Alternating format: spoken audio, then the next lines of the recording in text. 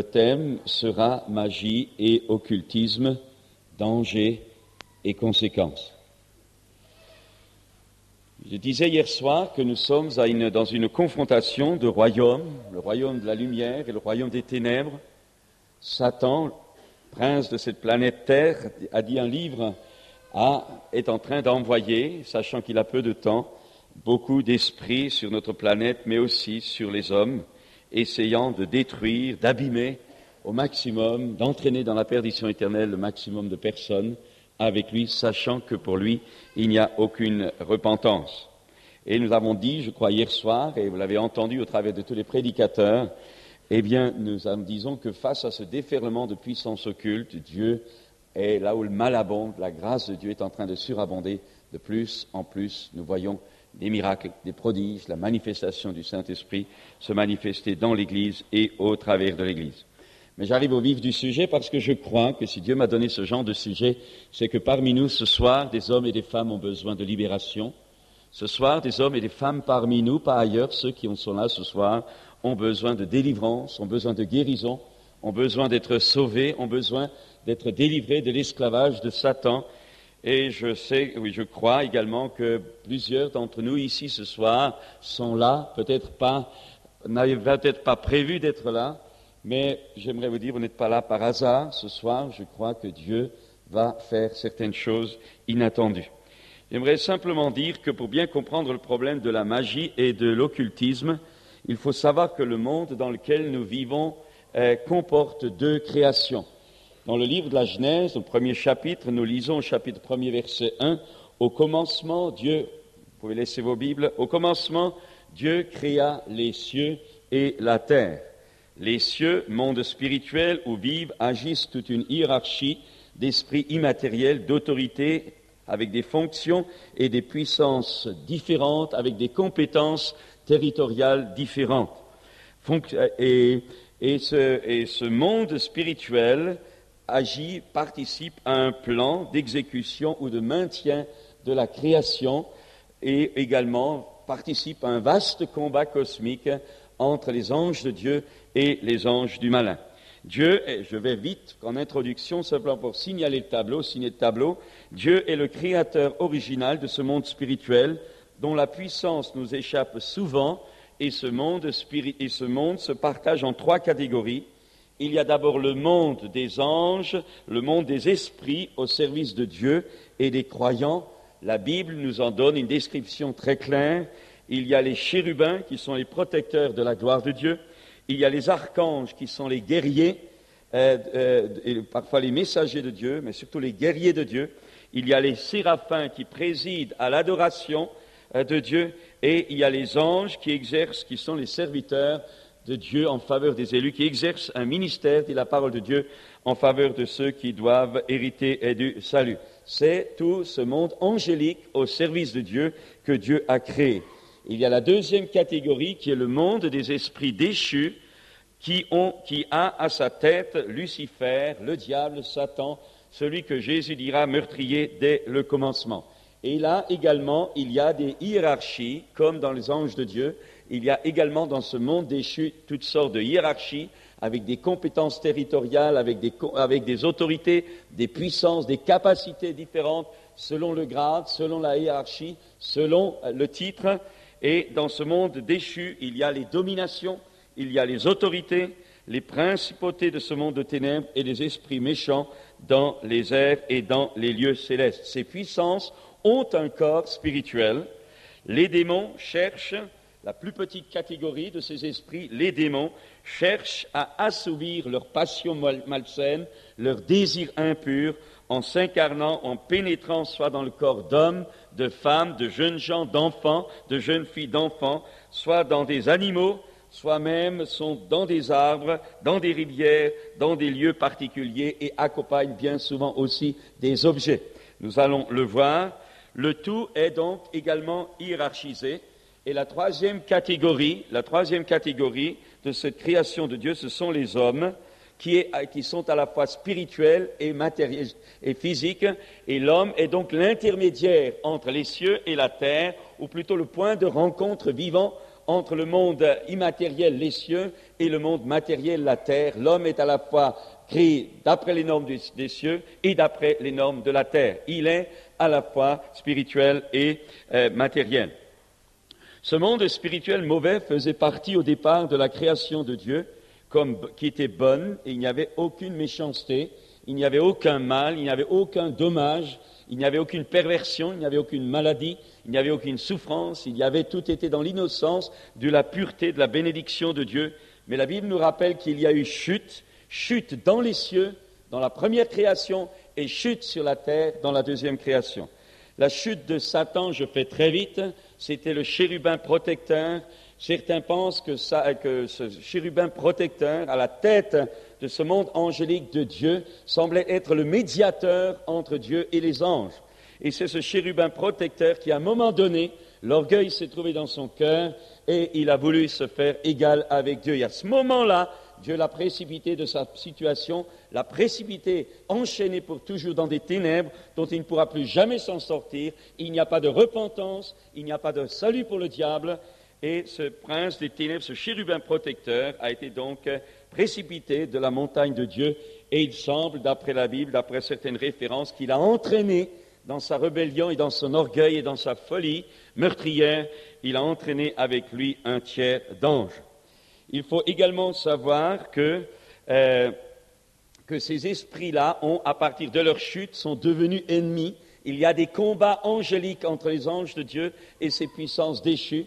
Il y a des combats dont nous n'imaginons pas l'importance, la puissance, l'intensité. Il y a des batailles terribles. Et j'aimerais le dire avant de continuer, que souvent ce sont les démons, souvent ce sont les anges déchus qui gagnent les batailles, parce que les anges de Dieu en nombre, les anges de Dieu en puissance ne sont là que dans la mesure où l'Église prie. Une Église qui prie permet au maximum d'anges d'arriver. Une Église qui ne prie pas permet aux démons de vaincre. Et il y a des batailles angéliques qui sont gagnées par les démons à cause de l'Église. J'aimerais encore dire ceci. Jésus vient bientôt, nous le savons, mais il a été annoncé depuis des années. Des années déjà, l'Église, dès le départ, attendait le retour du Seigneur. Et l'apôtre Pierre dira que nous pouvons hâter le retour du Seigneur. Dieu veut revenir, Dieu veut envoyer son Fils. Dieu veut que le monde soit restauré. Mais il y a des batailles angéliques là-haut. Et bien souvent, les anges n'arrivent pas à gagner les batailles. Il y a des anges de rang inférieur qui sont souvent confrontés à des démons, à des principautés de rang supérieur, beaucoup plus forts qu'eux. Et c'est l'Église par sa prière, c'est l'Église par son intercession qui alors permet à toutes ces hiérarchies angéliques de venir au secours les uns aux autres et de triompher. Une Église qui prie, c'est une Église dont qui met les anges en action et qui permet donc qu'à ce moment-là, ceux qui sont avec nous sont bien plus nombreux que ceux qui sont contre nous. En un mot, la présence des anges, la quantité de la présence des anges dépend de l'intensité de nos prières. Moins vous priez, plus vous aurez des démons contre vous. Plus vous priez, plus vous aurez des anges avec vous. Et la force des anges dépend de l'intensité de vos prières. Bien sûr, je résume, je n'ai pas le temps d'expliquer tout ça, mais je continue. Il faut comprendre que le diable étant déchu, comprenant que le diable sait qu'il est perdu, il faut comprendre que toute la lutte cosmique, angélique, mais aussi matérielle, a pour enjeu la jalousie morbide, destructrice, violente, haineuse de Satan contre Jésus. Parce que ce que Satan a voulu prendre à Dieu, il sait maintenant que c'est Jésus qui l'a reçu. Le diable est enchaîné avec ses démons, est enchaîné pour toujours, car il n'y a pour lui aucune repentance possible. Alors qu'à la différence, quand l'homme a chuté, Dieu a permis qu'il soit éloigné du jardin d'Éden pour ne pas être démonisé. Dieu lui a enlevé le fruit de l'arbre de la vie pour permettre une possibilité de restauration, alors que pour les démons qui sont éternels, il n'y a aucune possibilité de régénération, il n'y a aucune possibilité de repentance, il n'y a aucune possibilité de salut. Le diable est le prince du royaume des ténèbres, il n'est pas Dieu, car il y a un seul Dieu et un seul médiateur entre Dieu et les hommes, Jésus-Christ notre Seigneur. Dieu est au-dessus de toute puissance et Dieu laisse encore agir ses forces diaboliques dans ce que la Bible appelle le mystère de l'iniquité, qui est une sorte d'interconnexion entre, la fidélité ou l'infidélité de l'Église et de ses prières, le désir de Dieu qui veut que tous les hommes soient sauvés, la patience de Dieu là-dedans, et également, si vous voulez, un petit peu ce que la Bible appelle ce mystère de l'iniquité qui nous dépasse parfois, dont les racines profondes nous échappent encore. Pourquoi Dieu patiente-t-il? Pourquoi Dieu laisse-t-il parfois faire certaines choses? Nous aurons toutes les explications là-haut, mais soyons-en sûrs, une des raisons de base, c'est que Dieu veut que le maximum d'hommes et de femmes soient sauvés et engrangés pour le ciel. Dieu contrôle ces forces négatives, il fait concourir toutes choses, même leurs attaques, au bien de ceux qui l'aiment, et au travers de toutes ces difficultés, Dieu fait un triage au sein des nations, et c'est ainsi que Luther dira que le diable ne peut pas aller plus loin que la chaîne à laquelle il est attaché. Ce monde spirituel bon ou ce monde spirituel mauvais agit sur le monde matériel, tout particulièrement sur la terre, la deuxième création, sur ce monde matériel, la terre, sur les hommes, sur les animaux qui l'habitent, et également sur les éléments dans certaines circonstances, comme les tornades, les tremblements de terre, qui sont souvent, bien sûr, comme l'a rappelé Gilles, des malédictions, des jugements de Dieu, mais ces jugements de Dieu sont manifestés, sont exécutés, bien souvent par des puissances mauvaises à qui Dieu laisse étaler leur fureur. En un mot, je dirais un petit peu, le diable est un peu parfois le fouet dont Dieu se sert pour fouetter. Ce que nous vivons physiquement, économiquement, sociologiquement, culturellement et politiquement n'est que le résultat de ce qui se passe dans le monde spirituel. C'est encore plus réel dans le domaine religieux, spirituel. Tout ce qui se passe dans le domaine religieux, lorsque les gens rentrent dans les religions, c'est à ce moment-là, vous avez encore davantage cette influence démoniaque, cette influence, dès que vous êtes dans une fausse religion, dès que vous êtes dans une fausse spiritualité, la spiritualité n'est jamais neutre, ou elle est en Dieu, ou elle est démonisée. Paul demande de prier pour les autorités de ce monde, pour les familles, pour les États, parce que Paul sait que toutes ces autorités sont sous les pressions de ce monde angélique mauvais. Le monde physique et la créature humaine, comme dans le monde spirituel, Satan a chuté, eh bien le monde physique, la deuxième création et la créature humaine est tombée à son tour, a chuté également, et est tombé sous la puissance du malin par la chute d'Adam et d'Ève. Je rappelle simplement que Adam et Ève, je crois que j'en ai parlé hier, Adam et Ève ont désobéi comme Satan a désobéi dans les cieux.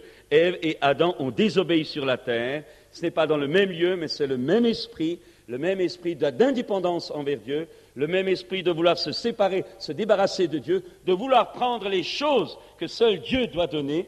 Eh bien, il y a eu désobéissance dans les cieux par Satan, il y a eu désobéissance sur la terre par Adam et Ève, c'est le même esprit. La Bible dit que la désobéissance est aussi coupable que la divination, et c'est à ce moment-là, lorsque Adam et Ève ont désobéi, ils ont également été plongés dans les ténèbres. L'homme, par ça, est plongé dans la mort spirituelle. Et la Bible nous dit également que la désobéissance a entraîné la rupture de l'homme avec Dieu, avec le Dieu trinitaire, a livré l'homme avec tout ce que Dieu lui avait confié à la puissance du péché et à Satan. C'est ce que la Bible appelle la mort spirituelle, la rupture avec Dieu, la séparation avec Dieu. C'est comme une lampe qui n'a plus de courant. L'être humain est mort spirituellement. Adam et Ève sont morts spirituellement au moment de leur chute. L'homme est séparé de Dieu, je l'ai dit hier soir, par la barrière du péché. L'homme est devenu, en plus de ça, esclave du péché par sa nature de péché. L'homme est également tombé sous la puissance du Satan qui l'a poussé à cela, et la création que Dieu avait confiée à l'homme est également tombée sous cette vanité, et la Bible nous dit qu'elle attend sa libération comme la restauration de l'humanité. Donc Satan a désobéi, s'est rebellé dans les cieux, l'homme a désobéi et s'est rebellé sur la terre, c'est le même esprit, et nous voyons donc cette rupture s'installer. Et à la différence des démons, Dieu a éloigné l'homme de l'arbre de vie pour lui permettre de ne pas être démonisé à vie, j'allais dire à éternité, pour que lorsque le Messie viendrait, cette rupture puisse être détruite et que l'être humain puisse être restauré, je dirais pas seulement dans sa position dans le jardin d'Éden, mais bien au-delà, puisque la restauration de l'être humain par Jésus-Christ dépasse le cadre d'une création, humaine restaurée. Dieu va plus loin que cela. Là où le mal a abondé, Dieu restaure plus que la restauration par notre salut et par l'avènement du Fils de Dieu. Dieu restaure plus que ça. Il nous rend carrément divins. Dieu ne va pas récupérer seulement Adam et Ève ou sa descendance que nous sommes pour nous restaurer dans notre relation avec lui, mais Dieu nous rend divins par la nature divine du Fils de Dieu qui vient habiter en nous. Tout ce que je viens de expliquer rapidement, explique les haines, les crimes, les maladies, les infirmités, les guerres, les foyers brisés, les enfants abandonnés, la famine, les tremblements de terre avec ses morts, la drogue, la mauvaise sexualité, la moralité destructrice de la famille avec toutes les conséquences néfastes pour le couple, les enfants, la société. Cela explique aussi les difficultés économiques telles que le chômage, etc. J'aimerais simplement dire que si le diable en est responsable dans beaucoup de domaines, Dieu nous dit que l'être humain, lui aussi, porte sa part de responsabilité. La cause de base est d'abord spirituelle. L'homme n'arrive pas à maîtriser cette influence spirituelle mauvaise dont il ne soupçonne bien souvent pas la réalité, et c'est ainsi que l'homme est mené par le bout du nez par des puissances invisibles mauvaises qui veulent l'entraîner dans le mal. Je dirais encore, en plus de ça, introduction, excusez-moi, mais en plus de ça, il y a des hommes, il y a des femmes qui volontairement se sont engagés à servir Satan, qui volontairement se sont détournés de Dieu, refusent la réalité du Dieu vivant, et pour eux, Satan est Dieu. Et on va y voir, il y a des hommes qui volontairement servent Satan par désir de pouvoir, de richesse, de puissance, et Satan. Et quand ces gens-là se convertissent, quand des sorciers, des sorcières se convertissent, alors qu'ils étaient riches, Satan reprend tout. Du jour au lendemain, ces gens-là perdent toute leur fortune. Et ils ont beau prier, ce que le diable a donné, Dieu ne va pas le leur laisser. Et le diable d'ailleurs non plus. Je dirais encore une dernière chose, qui va peut-être vous choquer, mais ce sont des réalités, je n'ai pas envie d'en discuter, vous le croyez, c'est pas grave, vous ne vous croyez pas. Mais il existe également, il existe des démons, mais il existe aussi des esprits humains qui, dans certaines pratiques de sorcellerie, sortent des corps et attaquent les êtres humains comme un démon attaque. Et je discutais avec un médecin psychiatre au Zaïre, et il m'avait raconté qu'il a été tombé sur un cas d'une personne qui avait besoin de délivrance, et il ne comprenait pas que le fameux esprit qui se manifestait n'obéissait pas. Et quand il a appris que ce n'était pas peut-être un esprit, mais simplement un esprit humain, désincarné, qui attaquait, il a commandé à cet esprit humain de partir, et à ce moment-là, cette puissance est partie. J'ai vécu ça dans mon propre ministère. Un jour, j'avais une personne démonisée qui était là, en train de s'agiter. Je commandais au démon de partir, il n'y avait rien. Et puis, conduit par l'Esprit de Dieu, je pense, j'ai commandé à l'esprit humain. J'ai dit, tu pars maintenant, esprit humain, au nom de Jésus. Immédiatement, le démon est parti. Il y a des réalités comme ça, je ne les explique pas, je ne fais pas de la théologie. Si vous ne le croyez pas, ce n'est pas grave, l'important c'est d'être libéré. Alors, le chemin du salut, il est simple. Dieu a tant aimé le monde qu'il a donné son Fils unique, afin que quiconque croit ne périsse point, mais qu'il ait la vie éternelle. Il y a 2000 ans sur la croix, le Christ règle le problème de la culpabilité de l'homme. Jésus meurt à votre place et à ma place. La résurrection du Christ et la vie du Christ que Christ peut vous donner ce soir règle le problème de la nature de péché qui nous rend esclaves. Le sang de Christ qui a coulé à la croix enlève tout droit à Satan et à ses démons d'attaquer et de dominer ceux qui se mettent au bénéfice de ce sang. Et par sa toute-puissance également et son pouvoir illimité, Jésus qui est monté au ciel, qui a reçu tout pouvoir dans les cieux et sur la terre, eh bien Jésus donne aux siens, à ses enfants, non seulement le pardon, non seulement le salut, non seulement la délivrance, mais il leur donne le pouvoir de marcher sur toute la puissance des ténèbres, et il a dit rien ne pourrait nous nuire.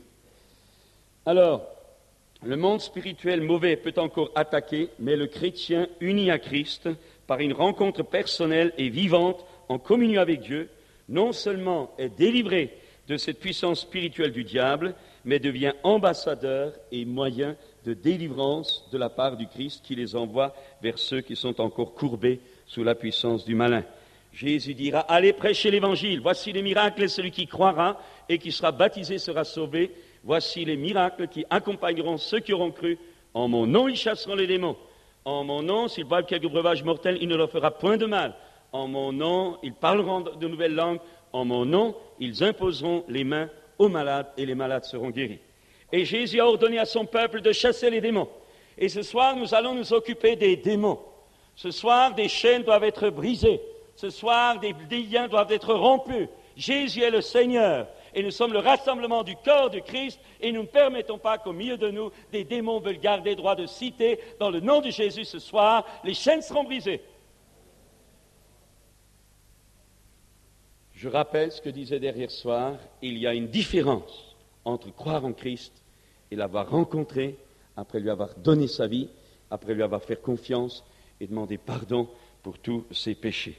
En conclusion, les chrétiens authentiques sont des signes et des présages dans ce monde enténébré et réduit à l'esclavage, que, écoutez bien cela, chacun et chacune, que la libération est possible, que le bonheur est possible sur la terre, que le mal qui peut-être vous ronge ce soir peut être vaincu, et que la communion vivante et personnelle avec notre Dieu peut être rétablie dans ce monde en attendant la restauration finale de toute la création entière qui est soumise à la vanité, mais qui sait aussi avec espérance qu'un jour ces chaînes également seront brisées. L'Évangile est donc un message de salut montrant le chemin qui n'est pas telle ou telle dénomination chrétienne.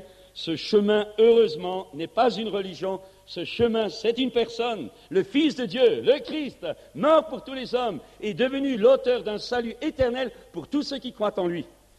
Je le disais hier soir, l'Église catholique n'est pas morte pour vous. L'Église protestante n'est pas morte pour vous. L'Église charismatique n'est pas morte pour vous. L'Église du plein évangile n'est pas morte pour vous. L'Église pentecôtiste n'est pas morte pour vous. C'est Jésus qui est mort pour vous. Il est l'auteur d'un salut éternel si tu lui donnes ta vie ce soir. Alors, repentance, désir de changer de vie, une décision personnelle de renoncer à notre ancienne manière de vivre et confiance envers Dieu permettra à Dieu de venir ce soir dans notre vie et briser toutes les chaînes que le diable et la vie ont pu tisser en nous ou sur nous. Je termine en disant être libre, c'est pouvoir faire ce qui est juste, honorable et droit, et non pas faire n'importe quoi en suivant les passions dont nous sommes esclaves. Et seule la vie du Christ vivant en nous peut nous affranchir de toute chaîne, parce que celui que le Fils de Dieu affranchit est réellement libre. Alors avant de continuer, je pose la question à chacun et à chacune, êtes-vous libre? La Bible dit dans le Nouveau Testament, il y a un texte dans l'Épître aux Colossiens, la lettre de l'apôtre Paul, que Christ a dépouillé les autorités, les principautés, les dominations, en triomphant d'elles par la mort de la croix. Que s'est-il passé à la croix? Je crois que c'est important que vous puissiez le comprendre, que vous puissiez le réaliser, parce que c'est dans la croix que ce soir les chaînes, vous pouvez apprendre ce soir au travers de la croix que vos chaînes ont été brisées. La Bible nous dit que Jésus, lorsqu'il a commencé son ministère public, allait de lieu en lieu détruisant les œuvres du diable. Les démoniaques qui venaient se mesurer contre lui, ou les démons qui utilisaient les gens pour le neutraliser dans son ministère public, les démons étaient chassés. Que ce soit dans les églises, pas dans les églises, dans les synagogues, c'était la même chose. Que ce soit dans les rues, que ce soit sur les places publiques, que ce soit même dans les attaques au travers des éléments, comme Jésus a été menacé dans sa barque. Eh bien, partout où Jésus allait, lorsque les démons se manifestaient, il brisait leurs chaînes, il renvoyait libres les opprimés. Jésus était oint de Saint-Esprit et de force, il était envoyé par son Père, et toute réaction démoniaque était brisée, il était le Seigneur. Et nous savons, en regardant son ministère public, nous voyons que pendant ces 3 années de ministère public, aucune puissance n'a pu lui résister. Même des puissances qui résistaient à Jésus, qui résistaient à ses disciples, et ne pouvaient pas résister à Jésus, qui leur donnait les clés chaque fois. Il disait, cette sorte de démon ne sort que par la prière et le jeûne. En un mot, Jésus était insaisissable, imbattable, face à toutes les dénominations, à toutes les dominations, à toutes les autres, à toutes ces puissances qui étaient incarnées dans les gens. Et Jésus, j'allais dire, a fait un ravage énorme dans le camp de l'ennemi. Pendant 3 ans, rappelez-vous les légions de démons qui sont dû sortir du démoniaque de Gadara. Jésus a fait des choses impensables. Les gens n'y étaient pas habitués. Depuis des années, ils n'avaient pas vu de démons partir. Ils étaient étonnés. Mais Jésus savait également qu'après avoir fait la démonstration de sa seigneurie, de son autorité, il savait que le Père lui avait remis toutes choses. Jésus savait également, d'après les prophéties des Écritures et par la révélation de son Père, que après avoir montré ce que pouvait être et vivre aujourd'hui un enfant de Dieu, étant un exemple pour les enfants de Dieu, Jésus savait qu'à la fin de son ministère public, il devrait donner sa vie en rançon pour tous les hommes. Et quand le jour est venu où Jésus devait mourir à votre place et à ma place, quand Jésus a su, le soir du jardin de Gethsémanée, au moment de la Pâque, quand il a su que maintenant c'était l'heure où il fallait qu'il donne sa vie, qu'il donne son sang, qu'il donne son corps, qu'il donne son être tout entier pour être brisé par la souffrance, mis à mort, qu'il devait ressusciter le 3e jour, Jésus, à ce moment-là, dit que c'est l'heure des ténèbres. Mais ce qui est incroyable, c'est que les démons aussi le savaient maintenant. Les démons le sentent. Et à partir de ce moment-là, déjà dans le jardin de Gethsémanée, il y a une confrontation qui commence. Jésus commence à avoir, quelques heures avant son arrestation, commence à avoir des angoisses terribles. Il dit, mon âme est triste à la mort. Il a sur sa vie une pression incroyable. Depuis longtemps, il savait qu'il devait donner sa vie. Mais à ce moment-là, l'acuité du moment, les puissances démoniaques qui maintenant de plus en plus vont s'appesantir sur lui, Jésus va à un moment donné, être angoissé comme jamais auparavant. Il emmène avec lui trois de ses disciples dans le jardin de Gethsémanée. Il leur demande de prier derrière lui, mais eux-mêmes sont angoissés. Ils tombent dans le sommeil, ils n'arrivent pas à tenir. Et c'est là que vous avez la fameuse prière de Jésus qui dit « Père, s'il était possible que cette coupe s'éloigne de moi, toutefois non pas ce que je veux, mais ce que toi tu veux. » Et l'intensité de cette bataille intérieure, l'intensité de son trouble, la violence de l'épreuve qu'il attend et de sa nature humaine se rebelle devant ça, parce qu'il sait qu'il va souffrir incroyablement, il sait qu'il va être fait pécher. Jésus, à un moment donné, a tendance à reculer. Il dit, Père, s'il était possible. Et puis c'est la victoire. Non pas ce que je veux, dit-il, mais ce que toi tu veux.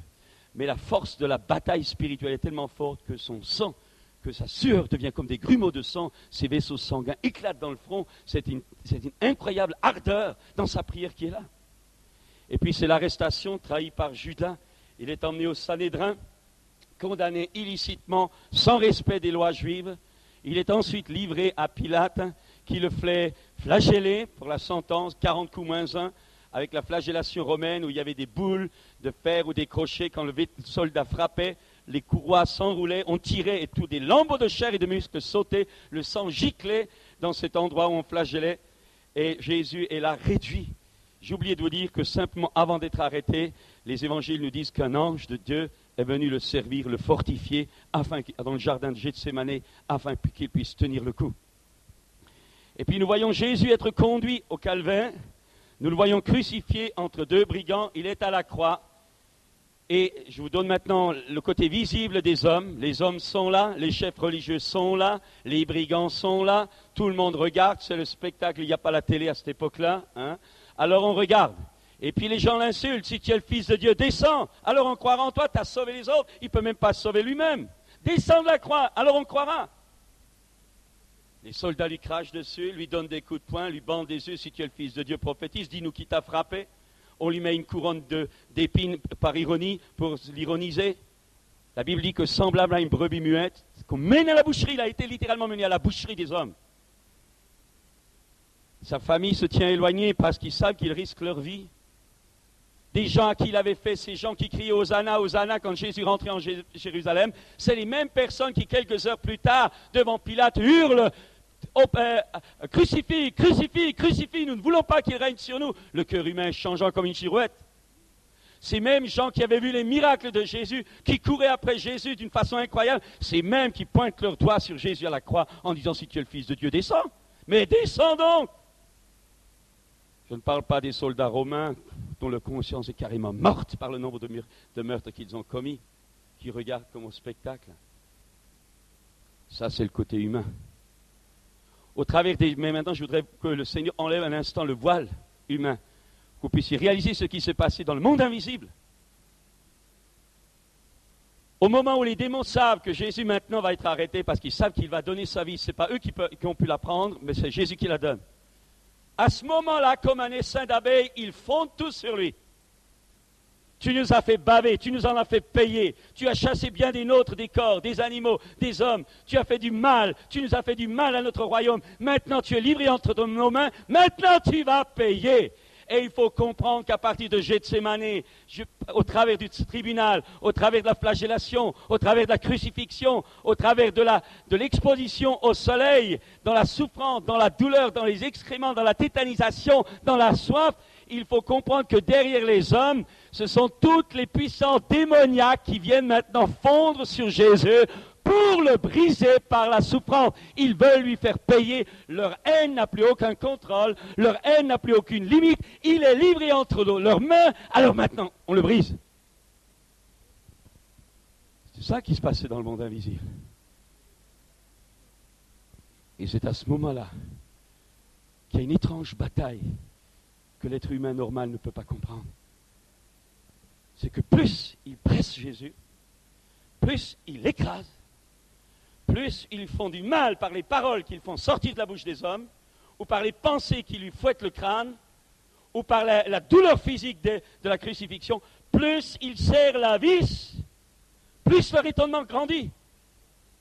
Parce qu'au lieu d'entendre Jésus gémir ou se plaindre de son Père, au lieu d'entendre Jésus avoir une parole de colère envers ses bourreaux, plus ils le vissent, plus l'amour qui est dans le cœur de Jésus s'exprime.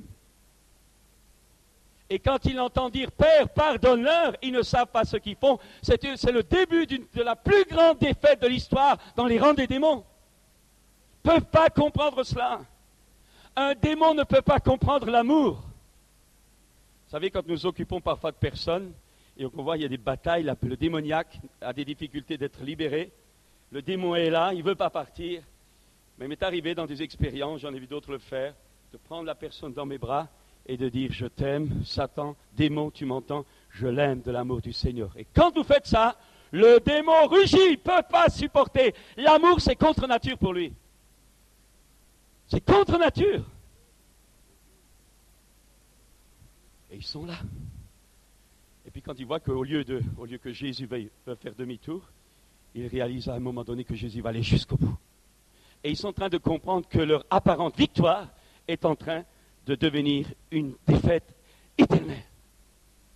À ce moment-là, c'est la bataille.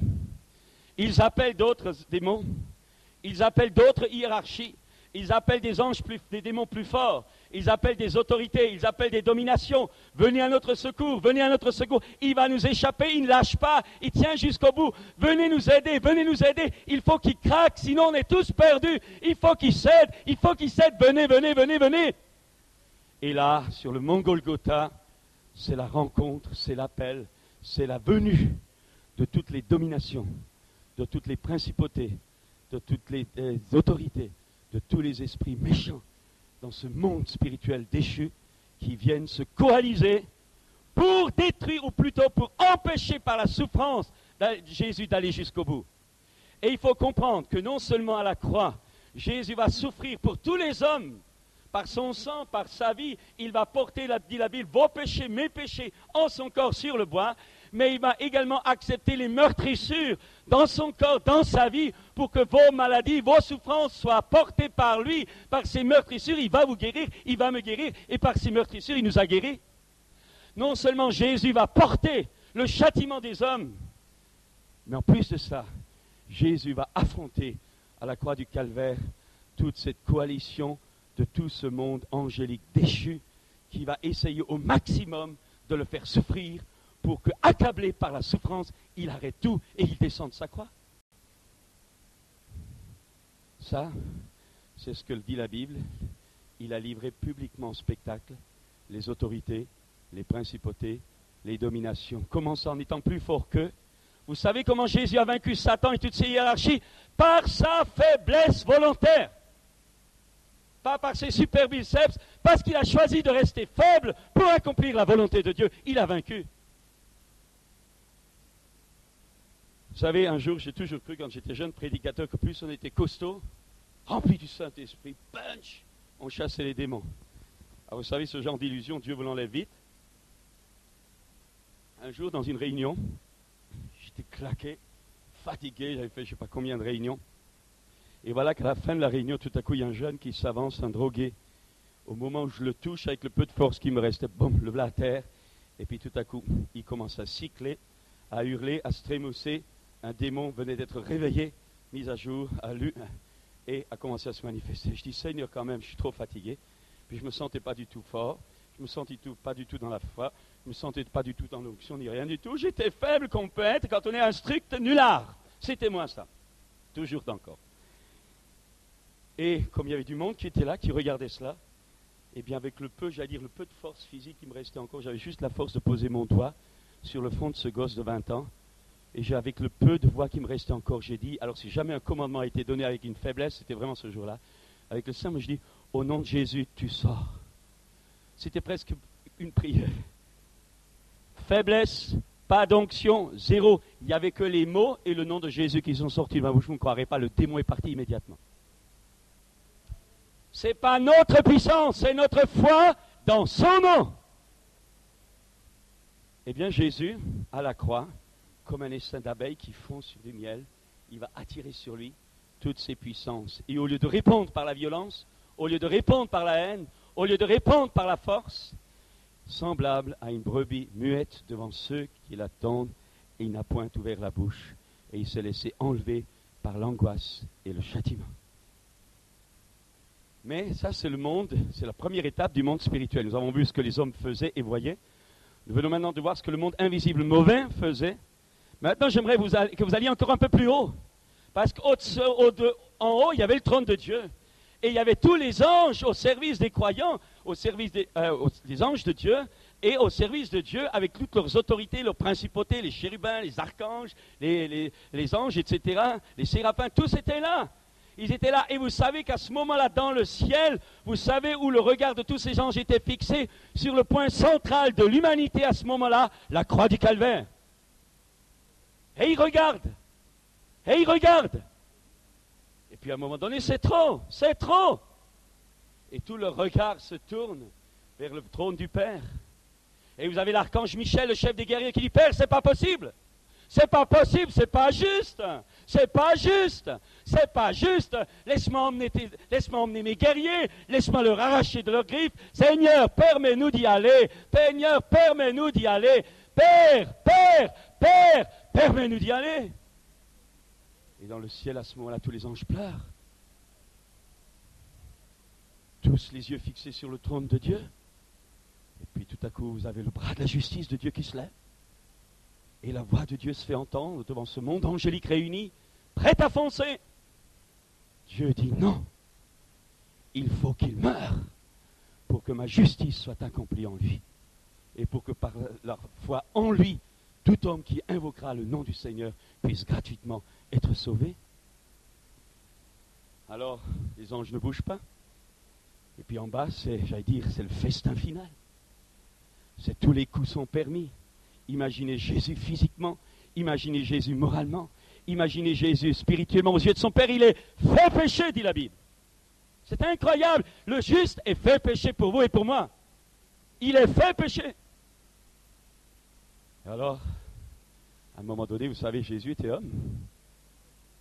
Il craque, ou il semble craquer. Il se sent seul, lâché par tout le monde. Et le coup le plus terrible, c'est quand il est lâché par son Père.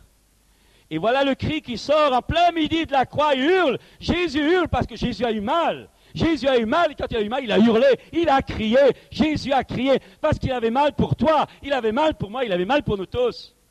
Et il a crié, Père, Père, Père, pourquoi m'as-tu abandonné? Et je suis convaincu qu'à ce moment-là, les démons ont cru que ça y était. Ils ont cru qu'ils allaient enfin le faire revenir. Et puis, il dit, tout est accompli, et il rend l'esprit. À ce moment-là, mais plus que cela encore, avant qu'il rende l'esprit, quand Jésus crie, Père, mon Père, pourquoi m'as-tu abandonné? Abba, Papa, Papa. À ce moment-là, dans le ciel, les anges ne supportent plus. Supportent plus, c'est leur Seigneur.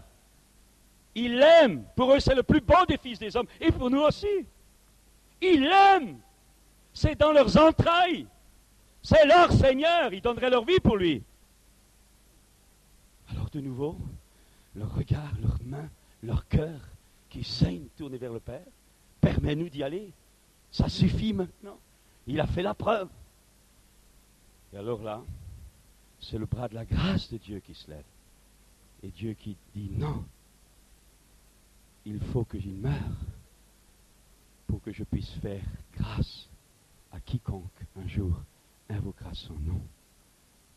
Mes amis, c'est quelque chose de terrible qui s'est passé à la croix. Mais lorsque Jésus meurt sans avoir répondu à la sollicitation des démons, lorsque Jésus finalement résiste et maîtrise la pression douloureuse de la maladie, de la souffrance, des péchés dont il charge, mais également des puissances démoniaques, à ce moment-là, au moment où il tient le coup jusqu'à sa mort, à ce moment-là, par sa faiblesse volontaire, lorsqu'il meurt, lorsqu'il dit que tout est accompli, à ce moment-là, toutes ces dominations, ces principautés, ces autorités, ces esprits qui étaient là, ont su, une fois pour toutes, qu'ils étaient vaincus. Ils sont vaincus. Le diable est vaincu. Les autorités sont vaincues.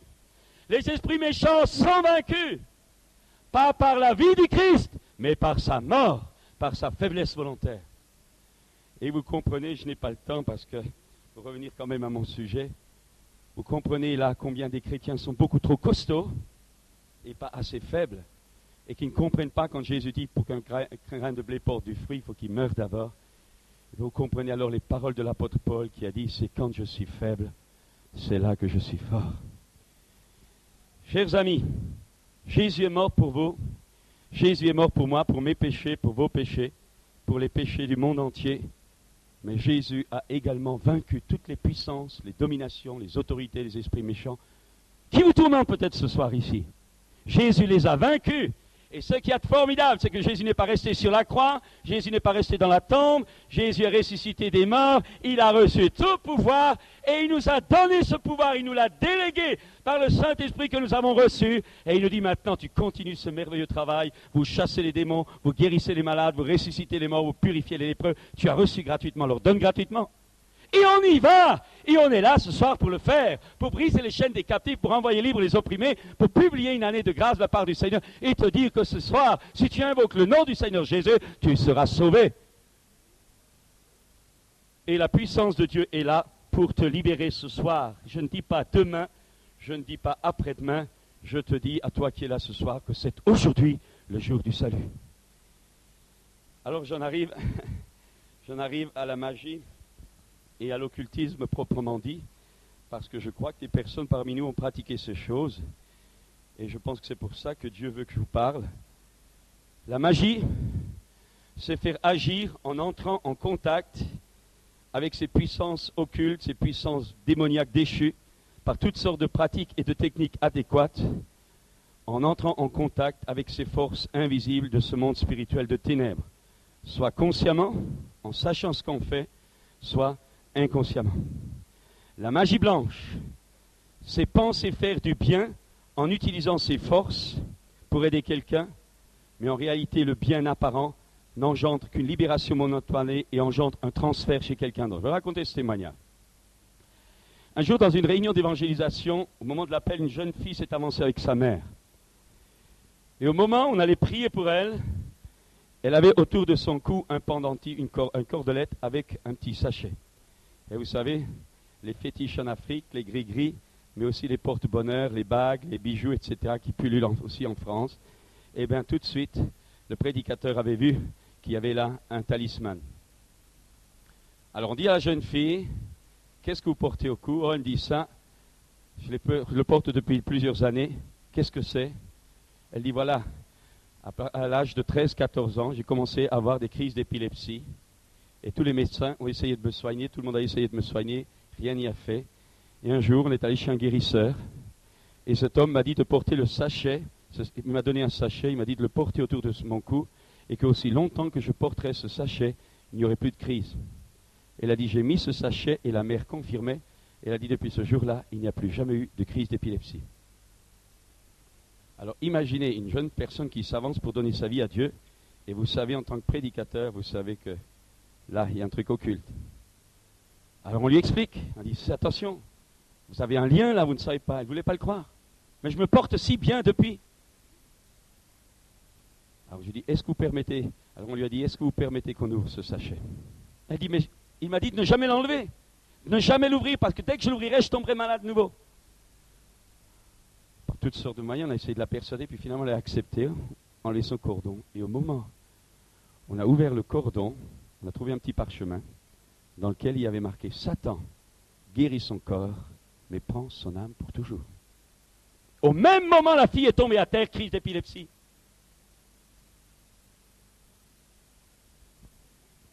Ça s'appelle de la magie blanche.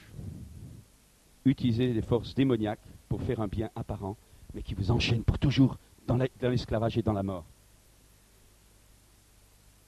Il a fallu chasser ce démon, d'abord. Il a fallu prier pour elle, pour qu'elle soit guérie. Et j'aimerais simplement dire ce soir que non seulement Jésus brise les chaînes, mais sa guérison n'amène pas de la domination, il libère réellement la personnalité tout entière, esprit, âme et corps, et pour toujours.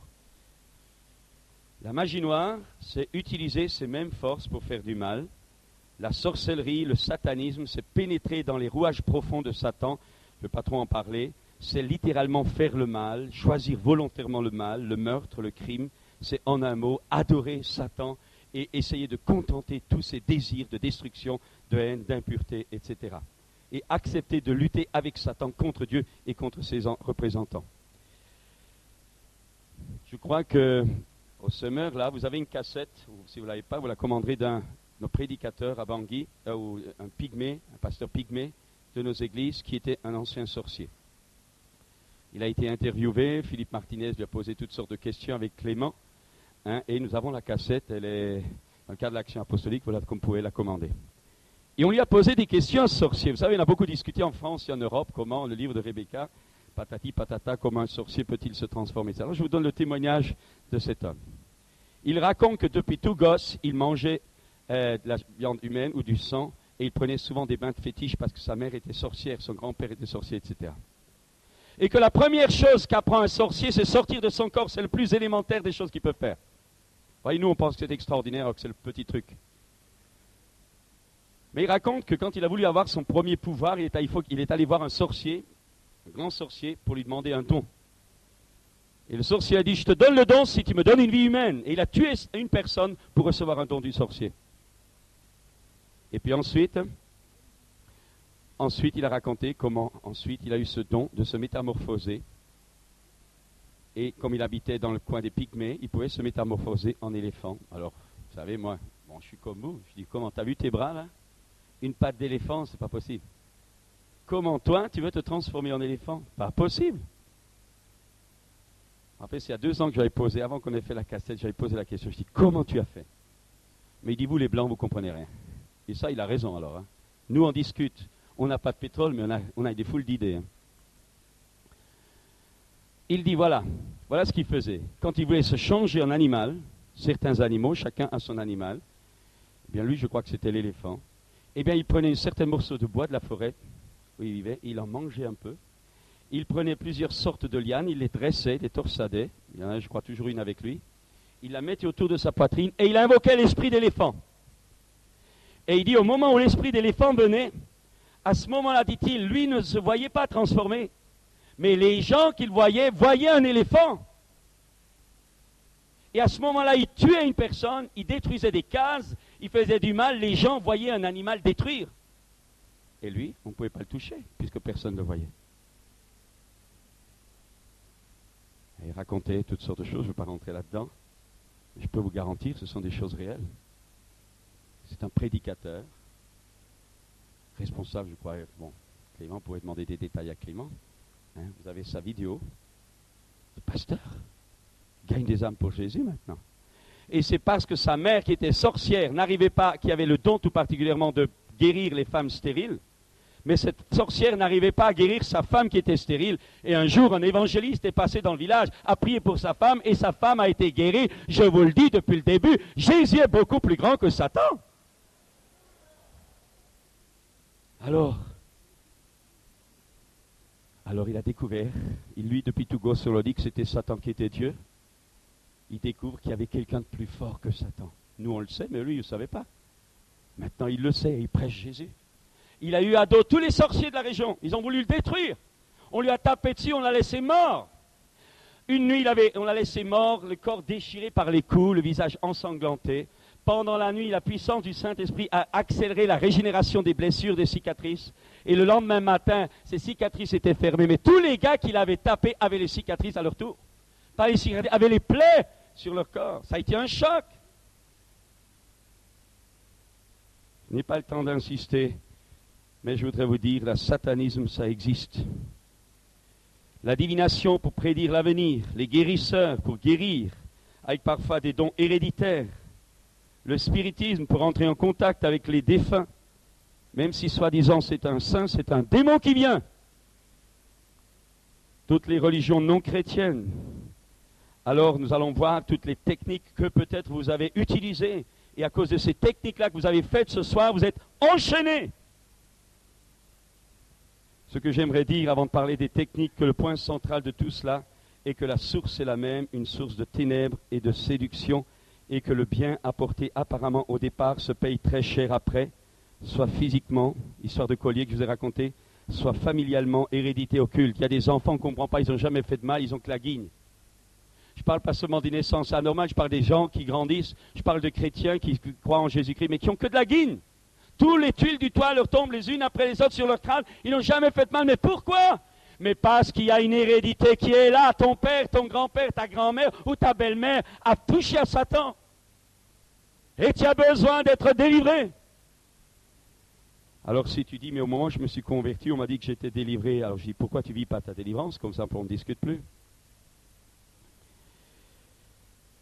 Économiquement, il y a des gens qui ont toujours des problèmes matériels qui n'arrivent pas à s'en sortir, des problèmes spirituels, empêchés de se tourner vers Dieu, empêchés de lire la Bible. Mais ce qui est tragique, et j'aimerais dire quelque chose, je ne vous demande pas de le croire, mais je le crois, parce que c'est déjà le témoignage du pasteur Blumhardt du siècle dernier qui l'a dit. Le côté tragique n'est pas seulement de souffrir parce que nous avons pris contact avec des puissances occultes, mais le côté tragique, c'est qu'après notre mort, on se trouve enchaîné avec elle pour toujours et on ne peut plus s'en débarrasser. On meurt dans l'état, on reste dans l'état ardent de feu, dans des tourments éternels. Et le pasteur Blumhardt, à cette époque-là, on ne parlait pas beaucoup de délivrance, a été le premier qui est arrivé à s'occuper d'une jeune fille appelée Gottliebing, aimée de Dieu. Et les démons disaient, si tu ne t'appelais pas Gottliebing, depuis longtemps, tu aurais arrangé le portrait. Eh bien, vous savez ce que cette fille était littéralement saturée de démons parce que sa tante qui l'avait hébergée l'avait littéralement assaisonnée par la lumière, avait littéralement fait rentrer des dizaines de démons par des aliments rendus magiques. Ah, on dit, mais ça n'existe pas, ça, c'est de la légende. Vous savez, quand tout à l'heure vous verrez une femme avec une voix d'homme qui sort de sa gorge, vous comprenez que ce n'est pas de la légende, ça. Mes amis, alors ce pasteur Blumhardt disait qu'à un moment donné, il a eu affaire à des esprits humains. Comment? Des esprits humains dans le corps d'une femme qui lui demandaient un lieu de repos. Un peu la prière du méchant riche qui dit, Père Abraham, j'ai soif, j'ai pas de repos, envoie Lazare. Et le même esprit disait ça au pasteur Blumhardt. Fais une prière pour nous. Permets-nous un lieu de repos dans ton église, parce que là, il y a la paix, on est constamment tourmenté. Mais qu'est-ce que vous avez fait? Pourquoi tu ne peux pas avoir la paix? Parce que je suis lié au terrible. Ils appelaient le terrible le prince démoniaque qui était derrière. Et à ce moment-là, ces esprits racontaient qu'ils avaient commencé par de la magie pour découvrir à la fin qu'ils ne pouvaient plus s'en sortir parce que Satan avait eu des droits. Et après leur mort, et je veux dire quelque chose de terrible, ça c'est Blumhardt qui l'écrit dans son rapport au synode national, qu'après leur mort, ils ont été obligés par Satan et ses princes à tourmenter des vies humaines, à pénétrer dans des corps humains, liés, obligés par des puissances démoniaques qui leur étaient supérieures.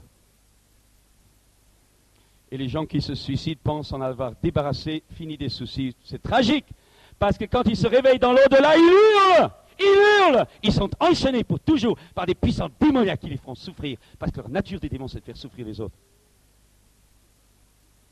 Mes amis, je pourrais peut-être dire ça encore. Le diable, Satan, est le singe de Dieu. Dieu donne par son esprit le pouvoir d'exercer les dons du Saint-Esprit, qui sont la connaissance surnaturelle, la sagesse surnaturelle, la guérison surnaturelle, la prédiction surnaturelle, le discernement des esprits surnaturels, la force surnaturelle, la foi, le parler en langue, l'interprétation des langues, le secours surnaturel, etc. Le diable imite tous ces dons. Un jour, dans une convention au sud-ouest, c'était sous un chapiteau. Tiens, je prêchais ce message. Vous savez, à fur et à mesure que le message continuait, les démons ne pouvaient pas résister. Tout à coup, voilà qu'une femme se met à hurler, forme 4 fers en l'air, puis devant, tchac. Et puis, à mon petit étonnement, je l'entends parler en langue. J'avais vu le démon, je l'entends parler en langue. Je descends, les frères virent, je me sentais compte. Bon, le prédicateur a souvent une onction que les auditeurs n'ont pas. Je descends, je saute en bas de l'estrade, je cours vers elle. Elle me regarde, les bras en croix, je pose ma main, je dis maintenant, esprit de faux parler en langue, tu sors au nom de Jésus. Elle a vomi, libéré, c'est un faux parler en langue. Ça existe. Le diable imite Dieu. Mais ce n'est pas parce qu'il y a des faux parler en langue qu'on doit interdire aux chrétiens de parler en langue. Au contraire, parlez beaucoup en langue par le Saint-Esprit, vous serez forts. Ce n'est tout simplement, comme je le disais ce matin, pas le même esprit. Dieu libère la personnalité, il l'éclaire, tandis que Satan rend esclave et accuse. Dieu convainc, Satan accuse. Dieu nous donne pour le servir et aider les autres, nous donne cette puissance. Satan excite l'orgueil, l'égoïsme, l'exploitation financière, la soif de domination ou pour éloigner de Dieu, pour nous rendre esclavages de ces démons et des hommes. Il y a bien des confusions chez les gens parce que, vous savez, l'autre soir, quand il y a eu le festival de magie, il y a quelqu'un qui m'a dit, il y a une personne qui sortait complètement paumée de cette voyance. Elle me disait, mais je suis tombé sur un homme, il était très brave, il a dit qu'il allait faire de l'exorcisme. Avec de l'eau bénite, il allait chasser le démon qui est en moi. Il dit, l'Église est d'accord avec nous. Elle est d'accord avec nous. Je viens de lire un article dans le journal, je crois que c'est La Muraille. Il y a un homme, M. Gras, qui prend toujours des données, avait vu à la télévision une retransmission d'une autorité ecclésiastique de Paris avec d'autres personnes. Le cinéaste a pris le film d'un exorcisme. Et vous savez ce qu'il faisait, le brave ecclésiastique? Il faisait de la magie blanche, il tuait je ne sais plus trop quel animal, le il faisait bouillir en disant à la personne, tu es tourmentée, maintenant le démon va passer là-dedans. Mais les gens ne savent pas. Ils ne savent pas. Ce n'est pas le même esprit. Alors notre critère à nous, comment savoir? Eh bien c'est la parole de Dieu, c'est les fruits que l'arbre porte. C'est au nom de Jésus, conformément à l'enseignement du Christ. Cela nous rapproche de Dieu et nous acceptons le contrôle spirituel des autres chrétiens remplis du Saint-Esprit parce que Dieu nous dit éprouver les esprits pour savoir s'ils sont de Dieu. Alors j'en arrive maintenant aux différentes techniques et si vous vous reconnaissez ce soir, dès le démarrage, là, vous saurez la raison pour laquelle vous êtes dans cet état. Tout d'abord, il faut que vous sachiez, alors donc pratiques, techniques et moyens par lesquels les puissances invisibles démoniaques rentrent dans une personne, la lient ou l'oppriment. Alors premièrement, quand même, il faut que je dise ça, on peut être influencé par des puissances occultes, on peut être, ça devient beaucoup plus fort, on peut être opprimé par une puissance démoniaque, on peut être carrément lié et on ne peut plus s'en sortir, on peut être démonisé, et là l'esprit mauvais vient dans une partie de notre corps, ou on peut être possédé, alors notre cerveau est sous son contrôle, et alors là on est bon pour l'hôpital psychiatrique. Alors la première porte d'entrée pour des puissances occultes ou impures en nous ou sur nous, c'est tout simplement notre système de vie quotidien. Galates 5 nous répond, si tu pratiques l'impudicité, l'impureté, la dissolution, l'idolâtrie, la magie, les inimitiés, les querelles, les jalousies, les animosités, les disputes, les divisions, les sectes, l'envie, l'ivrognerie, les excès de table, l'avortement, la drogue, etc., etc., eh bien, par ton comportement, non seulement tu pèches contre Dieu, tu pèches contre les lois morales de Dieu et spirituelles de Dieu, mais tu ouvres ta vie, ton corps, à une puissance démoniaque correspondante. Si tu pratiques l'impureté tôt ou tard, si tu as un héritage occulte, tout de suite un démon vient parce qu'il te suit depuis longtemps. Si ta famille n'a jamais fait le mal, mais que toi tu commences à attirer un démon. La deuxième fois, il rentre en toi. Peut-être il rentrerait-il pour la première, dès le départ. Les démons rentrent souvent par les péchés que nous commettons. C'est la première chose à faire. En un mot, par nos actes, nous ouvrons la porte à des démons qui rentrent en nous. Un jour, j'étais dans une église en France, je ne vous dis pas où, je n'ai pas envie d'avoir des ennuis avec les pasteurs. C'était un grand auditoire. Je prêchais en mettant un petit peu d'huile, de douceur. Je n'étais pas chez moi, donc je fais attention. Et je prêchais. Et puis j'ai dit une chose terrible. Si j'avais su, j'aurais réfléchi. Heureusement que je n'ai pas su. C'est comme ça que je n'ai pas réfléchi. J'ai dit une chose terrible. J'ai dit que l'avortement, l'occultisme et l'adultère sont trois choses que si nous ne les confessons pas à quelqu'un d'autre, empêchent la délivrance. Même d'un chrétien.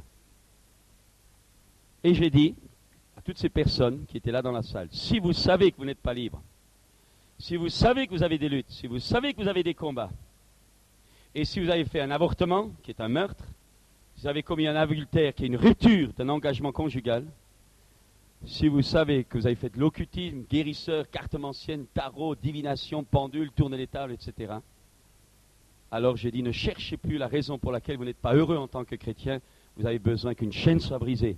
Alors je demanderai d'avancer et de dire aux différents responsables qui vous attendent la raison pour laquelle vous avancez et ils vont prier pour vous.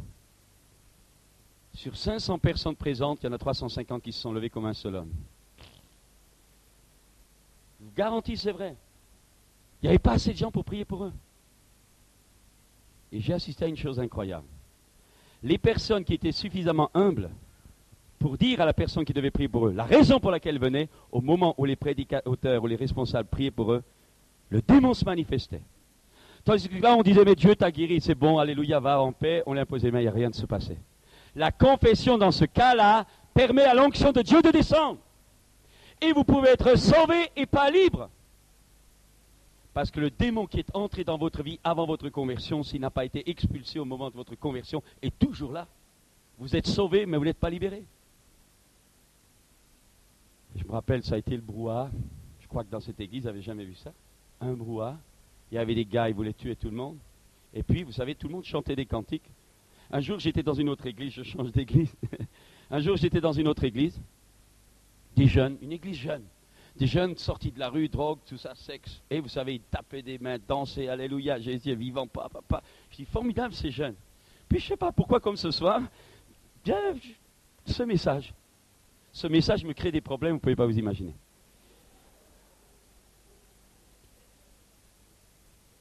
Quand ils ont eu fini de chanter, taper, alléluia, sauter, danser, vous savez, hein, on est des charismatiques, alors on y va. Je commence mon message, les blocages du chrétien. Silence de mort. Puis, j'ai pas à peu près parlé à peu près 1 heure. Et je dis maintenant, qui se sent bloqué, qui viennent pour que je prie pour eux? Comme un seul homme, tout le monde debout. Une jeune fille de 20 ans s'avance. Je descends. Elle me dit tout bas, elle dit, dites-le moi à l'oreille. Elle dit, j'ai un problème de masturbation. J'arrive pas à m'en sortir. Et je dis, on va prier ensemble. Je m'attendais à tout sauf à ça. Je pose ma main. Et voilà, patate, boum, elle est précipitée à terre. Et voilà qu'un démon se manifeste. C'est ma maison, il a dit. C'est chez moi. Elle m'a été donnée. La brave petite sœur, tout gentille qu'elle était, dansait devant le Seigneur 5 minutes auparavant. Et je vais vous dire, elle était dans le coma. Elle ne savait même plus ce qui se passait. Quand j'ai chassé, vous savez, les chrétiens, les jeunes chrétiens, ils n'avaient jamais vu ça. Ils étaient là, à la fois étonnés, à la fois anxieux. C'est terrible quand on voit ça. Mais en même temps, ils voyaient quelque chose. Et quand j'ai chassé le démon, la langue est sortie, la gorge s'est gonflée, la langue est sortie, j'ai entendu cette voix, c'est ma maison. Et je dis, maintenant tu dégages, au nom de Jésus, c'est terminé. Un souffle, il est parti, et la jeune fille est revenue à elle. Et vous savez ce qui était formidable, c'est le mot qui m'est resté. Le premier mot qui est sorti de sa gorge était, merci Jésus. Ça, c'est merveilleux quand vous entendez ça. Alors, bon, je vais continuer quand même. Je pourrais peut-être vous raconter encore cette autre expérience. Un jour, il y a un jeune, je ne dis pas où, je ne dis pas quand, je ne dis pas comment, je vous dis simplement pour vous apprendre. Jeune vient, on s'en était occupé, on lui avait fait 36 impositions des mains, rien. Dès qu'il allait mieux, drogué, je ne rentre pas trop dans les détails, attaque de pharmacie, etc. Un membre de sa famille, était chrétien, finalement il a accepté. On essaye de s'en occuper. Et puis, pendant tout un temps, des hauts, des bas, des bas, des hauts. Puis chaque fois qu'on le relâchait dans la nature, ça recommençait. Et un jour, on a eu un entretien avec lui. On a fait le tour de sa vie. On a dit, est-ce que tu es d'accord pour jouer le jeu? Il dit, d'accord, il en a eu tellement marre. Il dit, quand tu as été conçu dans le sein de ta mère, est-ce que tes parents étaient mariés? Non. On l'a stoppé, on lui a imposé les mains. Au nom de Jésus, on l'a délié de l'esprit d'impureté qui avait présidé à sa conception. Et là, boum, un choc. Vous savez, on lui avait fait 36 impositions, il n'y avait rien, il n'y avait que la chaleur de notre paume. Mais là, choc. Continue. Quand tu as été dans le sein de ta mère, est-ce que tu as demandé, est-ce que tu as appris, est-ce que ta mère a voulu t'avorter? Ah, il me dit oui, ma mère m'a dit un jour, mon père était alcoolique. Elle a voulu, elle en avait su, elle avait déjà d'autres enfants. Elle a dit que ça a été une calamité, ma naissance. Elle avait essayé de se faire avorter, puis au dernier moment, ça n'a pas marché. On a dit stop, on lui a imposé les mains, et on l'a délié de cet esprit de meurtre. Paf, un choc. Alors là, continue, raconte-nous un peu ton enfance à la maison. Oh, j'avais un père alcoolique. Quand on rentrait, on se cachait sous le lit, et dès qu'on pouvait, on filait dans la rue. Paf, stop, on l'a délié de son père, on lui a imposé les mains, on l'a délié de son père, on l'a délié de cet esprit de violence de la maison. Tac, un choc. On a continué son premier vol dans la rue, sa première drogue, etc. 2h30 après, il était comme une pomme ratatinée. Chaos. Si mes souvenirs sont exacts, la seule chose qu'on n'avait pas pu toucher à ce moment-là, c'était sa discothèque. Vous savez, Pink Floyd et compagnie. Je ne comprends pas les parents chrétiens qui laissent leurs gosses avoir des disques comme ça, où ces gens sont démonisés. Et le gamin, il écoute. Et après, on se demande, les parents disent, mais pourquoi mon enfant ne se convertit pas? Mais il ne se convertit pas parce que tu as permis qu'il soit lié. Et Dieu te demandera son sang. Dieu te demandera son sang. Il te le demandera. Et quand tu verras un gosse violent dans l'église, tu dis, mais je ne comprends pas. Je ne comprends pas. Je lui fais prier, je fais ceci, je ne comprends pas. Tu es responsable.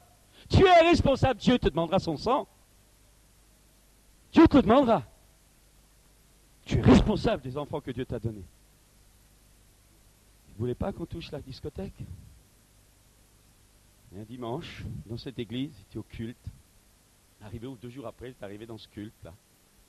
J'étais dans cette église à ce moment-là. Et pendant la louange, tout à coup, je le vois se tenir sur l'épaule de sa compagne, et il a voulu sortir.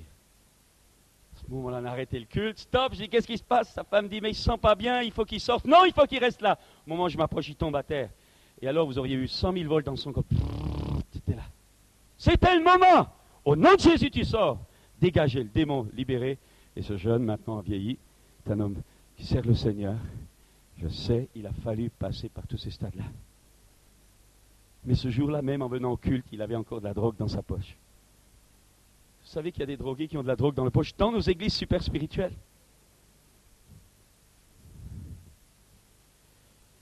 Vous savez, un jour, c'était dans une réunion. Je ne sais pas pourquoi j'avais dit ça. Quand il y avait le moment de l'imposition des mains, j'ai dit, faites gaffe. J'ai dit, faites attention. Je sentais que ça allait chauffer. J'ai dit, attention, si vous approchez, ou vous êtes d'aplomb avec Dieu, ou la châtaigne de Dieu va vous prendre. Un gars s'avance. Un gars s'avance. Vous voyez, je veux dire, il y a des gens, des spirites qui viennent, comme disent, ils veulent se recharger, comme ils disent. Ou parfois vous neutraliser. Dans nos réunions. Au moment où ce gars s'approche, quand je suis parti dans l'élan, je ne réfléchis plus trop. Bon, je m'approche de lui. Au moment où je pose ma main sur lui, la puissance de Dieu, catapulté à 3 mètres, raide. On ne joue pas avec la puissance de Dieu. C'est comme une prise de courant. Ou vous êtes bien branché, ou vous prenez une châtaigne et vous y laissez la vie. J'aimerais dire ce soir que Jésus est réellement vivant et que le Saint-Esprit est réellement vivant. Dans le livre de Deutéronome, Dieu interdit la pratique de l'occultisme. Lorsque tu seras entré dans le pays que l'Éternel ton Dieu te donne, tu n'apprendras point à imiter les abominations de ces nations-là. Qu'on ne trouve chez toi personne qui fasse passer son fils ou sa fille par le feu, personne qui exerce le métier de devin, d'astrologue, d'augure, de magicien, d'enchanteur, personne qui consulte ceux qui évoquent les esprits ou disent la bonne aventure, personne qui interroge les morts. Car quiconque fait ces choses est en abomination à l'Éternel. Et c'est à cause de ces abominations que l'Éternel, ton Dieu, va chasser ces nations devant toi. Si ce soir, vous qui êtes là au milieu de nous, vous avez fait ces choses, vous avez la malédiction de Dieu sur votre vie. Et ce soir, vous avez besoin désespérément d'être sauvés, sinon vous irez en enfer. Il n'y a aucun doute là-dessus.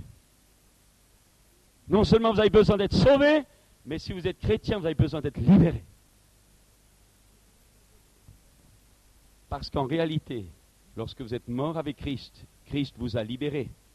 Mais entre la réalité spirituelle et l'expérience réelle, il y a toute la réalité de l'expérience pratique. De la même façon que par les meurtrissures de Jésus, j'ai été guéri, au moment de ma conversion, je ne suis pas guéri tout de suite. Toujours. Il faut que je m'approprie ce que Dieu m'a donné en Christ. Et bien pour la délivrance, il faut que je m'approprie mon bien, mon héritage, mon territoire, ma libération, ma guérison, parce que j'ai déjà tout reçu en Christ. Je n'ai pas le temps, je vois que le temps est avancé. Alors je vais vite faire le tour pour que vous puissiez vous reconnaître le spiritisme, l'apparition des morts, danse du verre, table tournante, parler en transe, écriture automatique. Je me rappelle cette jeune sœur de l'église un jour, son mari m'appelle. Elle dit, comprends pas. Elle venait d'arriver à l'église, elle dit que je commence à écrire, chaque fois que j'écris le mot Jésus, ma main devient folle. Je dis, comment? Ouais, dès que je commence le J de Jésus, je ne peux plus écrire. J'arrive, je vais là-bas, je dis écris. Et là, qu'elle prend son stylo bille, elle dit j'aime, ça marchait. Et au moment où elle commence le dit de Jésus, paf, sa main devient folle.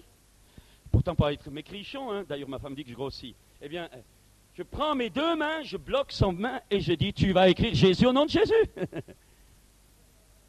Et je commence à vouloir la pousser à faire le J. Incapable, je ne suis pas arrivé. Impossible. Il a fallu une confession. Elle avait fait de l'écriture automatique pendant des années. Il a fallu confesser ça, briser cette malédiction, chasser le démon, et puis ça a été fini. Mais j'oublie de vous dire qu'elle était baptisée. Je me rappelle également ces deux jeunes stagiaires d'un centre de vacances, colonie de vacances de Voiron, qui un jour étaient venus. Pendant un entracte de leur stage BAFA, un gars leur dit, vous n'avez jamais fait tourner les tables, venez voir, c'est vachement marrant. Ils se mettent autour, paf, paf, la table tourne, c'est le dialogue spiritisme. À ce moment-là, il y a, ils sont tout contents, et puis tout à coup, quand ils rentrent, à la fin du stage, ils se retrouvent chez eux, et un des jeunes avait un petit logement, 2 pièces, tranquille, sans d'eau, tranquillement se déshabille, se couche, et au moment où il se couche dans son lit, la porte de l'antichambre, tout à coup, un coup de pied dans la porte, bing! Il a paniqué. Sort dans l'antichambre, regarde, rien. Il arrive il passe devant la cuisine, tout à coup, une assiette, bing! Traverse en vol plané la cuisine. Un coup de pied contre le mur. Alors il a eu peur. Et les gens lui avaient parlé de notre église, et avec son copain, ils sont venus. 2-3 nuits comme ça, vous savez, ça vous coupe le souffle. Hein. Il a fallu prier pour lui. Il a fallu lui demander pardon. Il a fallu qu'il demande pardon. Il a fallu le délier. Et puis ça a été terminé. Mes amis, on ne se moque pas, on ne joue pas impunément avec la puissance occulte. Les rêves prémonitoires, la télépathie, la voyance, le second sens, qu'on appelle la cryptesthésie, la mancie, cartomancie, chiromancie, astrologie, horoscope, baguette, pendule, etc. Les influences extrasensorielles, hypnose, magnétisme, guérisseur, conjuration magique, suggestion mentale, magie blanche, magie noire, pacte de sang. Je me rappelle ce jeune à Marseille. Je ne sais pas si tu étais déjà, Yves. Un gars, au moment où je prie, comme hier soir, je prie pour une femme âgée et son bras se rallonge.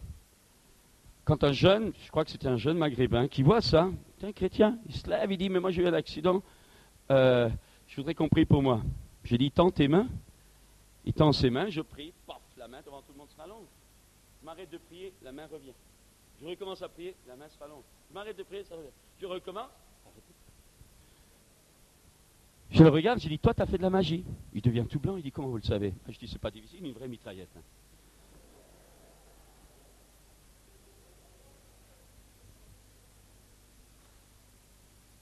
Puis je dis, qu'est-ce que tu as fait?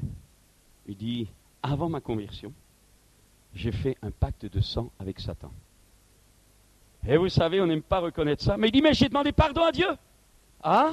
J'ai dit, où t'as demandé pardon? Mais dans ma chambre. Je dis, ça suffit pas. Est-ce que tu es prêt à demander pardon devant toute l'église?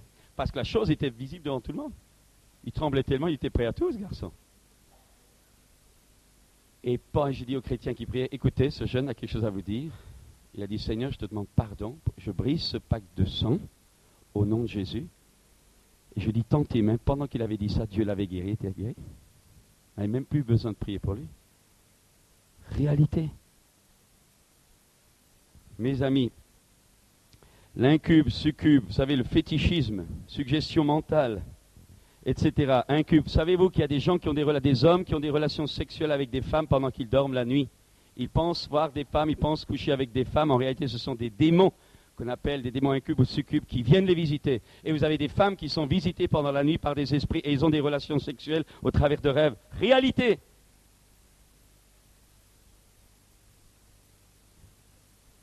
Expérience sexuelle avec des démons, avec parfois des apparitions.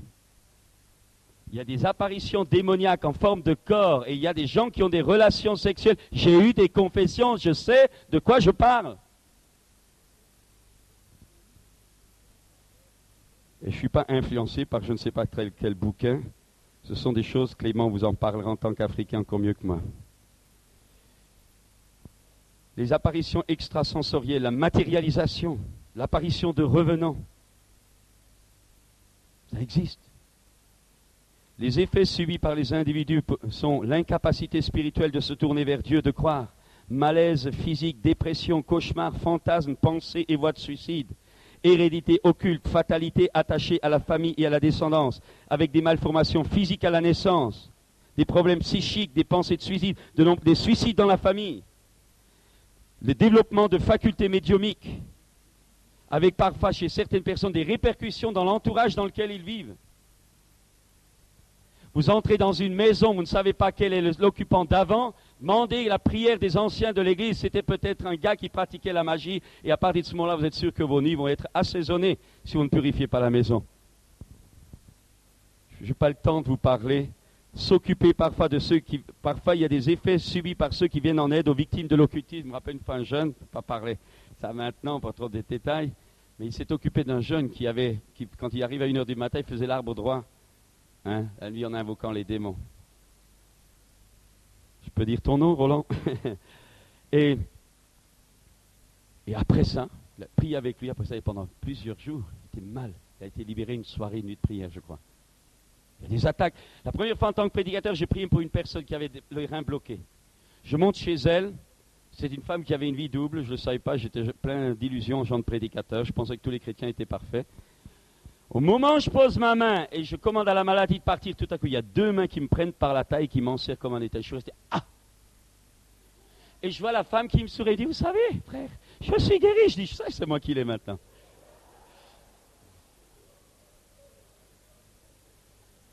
Je ne voulais pas le lui montrer. Je suis sorti de la chambre, j'ai pris l'ascenseur. Mais j'aimerais vous dire que pendant que l'ascenseur descendait, je bagarrais. Je dis, je refuse, au nom de Jésus, je refuse. Quand je suis arrivé en bas, c'était dégagé. Qu'est-ce que je veux vous dire par là? Jouez pas à l'apprenti sorcier, n'imposez pas les mains si vous n'êtes pas fait pour ça. Alors j'entends les chrétiens qui disent, oh oui, tout le monde peut imposer les mains. C'est vrai que tout le monde peut, mais tout le monde ne doit pas. Tout le monde ne doit pas.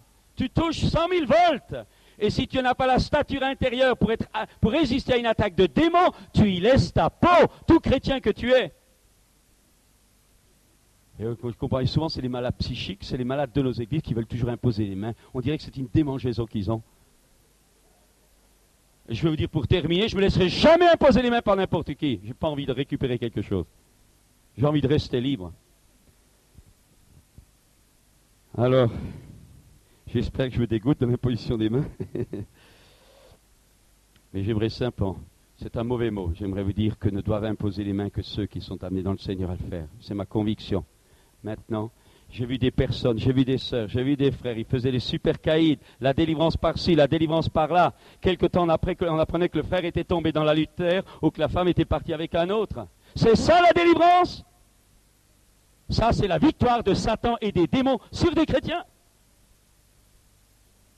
Tout le monde peut toucher, mais j'en connais beaucoup moins qui peuvent résister quand le démon vient. Alors, diagnostic des yeux, psychanalyse, auto-analyse, télépathie, la psychanalyse dans beaucoup de choses qui touchent l'âme, qui ne touchent pas que l'âme, vous savez. L'auto-télépathie, suggestion, auto-injection, hypnotisme, magnétisme, cristallographie du sang, pendule, homéopathie dans bien des cas, acupuncture dans bien des cas, omni, yoga, training autogène, dynamique des groupes, acupression dans bien des cas, idolâtrerie pieuse, religion orientale, moon, mormon, antoinisme, franc-maçonnerie, radiesthésie, sciences chrétiennes, théosophie, anthroposophie, astrologie, disciple de Christ de Montfavet, ami de l'homme, témoin de choses, toutes ces choses-là ouvrent la porte, si vous les pratiquez, aux démons. Vous savez pourquoi je suis si sûr? Parce que j'ai chassé des démons de ces gens-là. La sincérité n'a rien à voir. Alors il y a les hérédités naturelles, tard physique, mentale, dépression. Ensuite, il y a des hérédités spirituelles, incapacité, hérédité culturelle, incapacité, des liens occultes familiaux, des dons paranormaux, des capacités de guérisseur qu'on a héritées de sa grand-mère. Mais il y a surtout les conséquences. On est empêché de croire, empêché d'obéir, empêché de lire la Bible, empêché de prier, dépression irraisonnée, cauchemar, pensée de suicide, pensée d'impureté constante, travers sexuel, pensée de blasphème, conscience endormie, on accepte tout. Alors si ce soir vous vous trouvez dans cet état, je voudrais vous dire, il faut que vos chaînes soient brisées au nom de Jésus. Il faut que vous soyez déliés de cet esclavage. La chair, ça se crucifie, mais les démons, ça se chasse. Je viens de le dire, ce qui a présidé à la conception et à la naissance, esprit d'impureté, adultère, conception hors des liens du mariage, viol, violence, naissance non désirée, naissance refusée, tentative d'avortement, consacré à une idéole en tant que gosse, marqué par des rites occultes ou initiatiques, crainte, peur ou angoisse pendant la conception ou pendant que la mère était enceinte, avec pour conséquence incapacité de croire, de faire confiance en Dieu, sentiment de rejet de Dieu et des autres, refus de croire au pardon, ne pas se croire capable d'être aimé ou accepté, faiblesse due à une timidité maladive, violence envers Dieu et les autres, dureté de cœur, des sentiments, se sentir incapable d'aimer, sentiment d'impureté, de tension sexuelle anormale, vice d'impureté dont on n'arrive pas à se défaire, besoin maladif de sécurité, attirance vers les choses occultes, suivi par des choses. En un mot, mal dans sa peau alors qu'on devrait être un chrétien libre. Alors, je n'insiste pas, je pense que vous avez suffisamment compris. L'environnement de l'enfance, l'environnement familial, l'absence ou la fausse présence du père ou de la mère, non seulement entraîne souvent de l'homosexualité ou un père dur ou une mère trop possessive, etc., entraîne rejet, frustration, fausse image de Dieu, homosexualité, etc., avec derrière des démons qui viennent. Vous avez été enfant, on vous a emmené au guérisseur, vous n'avez rien demandé, mais vous êtes marqué pour la vie. On pourrait continuer comme ça. Alors comment s'en sortir? M'arrête là, eh bien je vais vous le dire. Il faut simplement être humble et s'abaisser devant Dieu et être vrai et reconnaître que la chose existe dans ma vie. Venir à Dieu humble, inclinez-vous devant Dieu, laissez votre dignité superbe de côté, il vaut mieux être humble et libéré qu'un orgueilleux lié. Soyez honnête. Jésus a dit, vous connaîtrez la vérité et la vérité vous rendra réellement libre. Soyez sincères et honnêtes avec les réalités qui sont en vous. Les gens peu droits de cœur parviennent difficilement à la libération. Osons appeler les choses par leur nom. Confession des péchés. La confession n'apprend rien à Dieu, mais elle fait son travail en vous. La repentance, c'est s'éloigner du mal et le considérer comme un ennemi. Pardonnez, demandez pardon. Le pardon n'est pas un sentiment, c'est une décision, un acte de volonté. Et invoquez Jésus, car il a dit, je ne mettrai pas dehors celui qui vient à moi. Alors pratiquement, comment ça se passe? Eh bien, il y a toutes sortes de moyens. Simplement, quand on vous impose les mains, vous pouvez être peut-être dans votre culte personnel, vous exercez votre foi, vous pouvez l'autodélivrance, ça existe dans bien des cas, mais parfois vous avez besoin d'aide. Alors, vous savez, quand un fumeur chasse la fumée, eh bien parfois, quand on prie pour des gens, tout à coup, elles sentent une boule. Ça monte, et tout à coup, elles étouffent. Alors, quand ça vous produit, eh bien, soufflez ça dehors, ça part. Mais soufflez avec foi. Les esprits sont des souffles. Et ça se chasse au nom de Jésus. N'acceptez pas d'avoir peur, c'est rien du tout un démon. Alors, 4 raisons pour lesquelles il n'y a pas de libération totale chez bien des chrétiens. D'abord, la première, manque de repentance et d'une réelle conversion. Il faut ce soir, si vous voulez être libre, que vous donniez réellement votre vie à Christ. Ce soir, nous ne vous proposons pas une religion, nous vous demandons de donner votre vie à Dieu pour toujours. Il faut se repentir, comme je le disais hier soir, se tourner vers Dieu, lâcher le péché, lui demander pardon et lui donner votre vie. Confessez vos péchés sans pitié, confessez-les à Dieu, confessez-les aux hommes à qui vous avez fait du mal. Pardonnez, si vous refusez de pardonner, il y a blocage dans l'intervention de Dieu. Et abandonnez, purifiez votre maison de toutes les choses occultes qui peuvent exister, etc. Et ensuite, faites attention pour conserver la libération que Dieu vous aura donnée. Ne laissez pas votre vie vide. Soyez remplis du Saint-Esprit, vivez la parole de Dieu, équipez-vous de toutes les armes de Dieu, vivez avec ceux qui ont la foi dans la parole de Dieu et faites de Jésus le centre de votre vie. Je m'excuse, il y a beaucoup de choses à dire, mais il faudrait 2 réunions pour faire une chose comme ça. Mais ce soir maintenant, je pense que vous en savez suffisamment pour que vous sachiez ce soir si oui ou non vous êtes à Christ ou pas. Si vous êtes ce soir, vous réalisez que vous n'êtes pas vraiment chrétien, que vous n'avez pas rencontré Jésus-Christ, que le Christ n'est pas venu dans votre vie, eh bien maintenant, ce soir, donnez-lui votre vie. Demandez-lui pardon pour vos péchés et dites, Seigneur, je te donne ma vie. Et puis les chaînes que vous avez ce soir vont être brisées, mais d'abord, il faut lui donner votre vie. Et puis peut-être ce soir, êtes-vous chrétien, mais vous réalisez depuis je ne sais pas combien de temps déjà que ça ne va pas. Des pensées, tous les symptômes que je viens de décrire. Vous savez, quand vous allez chez le médecin, docteur, je ne me sens pas bien. Alors il touche ça là, non docteur. Là, non docteur. Là, non docteur. Là, non docteur. Ah! Là où ce soir, ça fait haï chez vous, c'est là qu'il y a votre problème. Fuyez pas, regardez votre problème en face. Malheureusement, beaucoup de gens fuient parce qu'on tient son image de marque. Soyez honnête avec vous-même. C'est le plus difficile, surtout dans ce genre de domaine. Mais là où ce soir ça fait mal, dites ce soir, je veux m'en sortir. Jésus a dit, l'Esprit du Seigneur est sur moi, car l'Éternel m'a oint pour annoncer une bonne nouvelle aux pauvres. Brisez les chaînes des captifs, renvoyez libres les opprimés, publiez une année de grâce de la part du Seigneur. Jésus est mort pour vous. Son sang a coulé pour vous laver de vos péchés, pour vous délivrer de Satan et de toutes ses puissances mauvaises. Et son corps a été meurtri pour que votre corps soit guéri ce soir. Mais il faut que vous lui donniez votre vie. Il n'y a pas de raccourci. Repentez-vous, faites-vous baptiser pour le pardon de vos péchés, vous recevrez le don du Saint-Esprit et Jésus brisera toutes les chaînes.